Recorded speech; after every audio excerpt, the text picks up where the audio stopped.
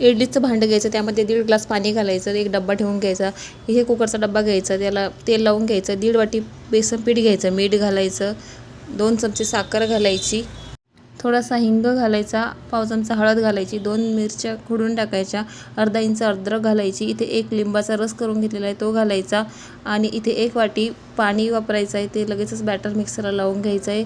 इथे बॅटर अशा पद्धतीने तयार आहे. एका भांड्यामध्ये काढून घ्यायचं, 2 चम्मच इतकं तेल घालून घ्यायचं यामध्ये आणि एक इथे इनोचं सॅशे घ्यायचं आहे व मस्तपैकी ते घालून घ्यायचं आणि लगेचच फेटून घ्यायचं. अशा पद्धतीने ते इनोने मस्त असं आपलं स्पंजी पीठ होतं. या पद्धतीने लगेचच बॅटर कुकरच्या डब्यामध्ये घालून घ्यायचं. अशा पद्धतीने 15 मिनटं आपल्याला हा ढोकळा वाफवून घ्यायचा आहे. गरम पाण्यामध्ये ठेवायचं आहे भांडं आहे बघा. अशा पद्धतीने ढोकळा तयार आहे. इथे फोडणीसाठी तेल घेतलं, जिरं, मोहरी, मिरची, कढीपत्ता घालून घ्यायचं. त्यामध्ये अर्धा वाटी पाणी घालायचं, त्यामध्ये उकळी आल्याच्यानंतर त्यामध्ये 2 चमचे इतकी साखर घालायची. इथे मस्त आपला ढोकळा तयार आहे. त्यावरती मस्त असे फोडणी दिली.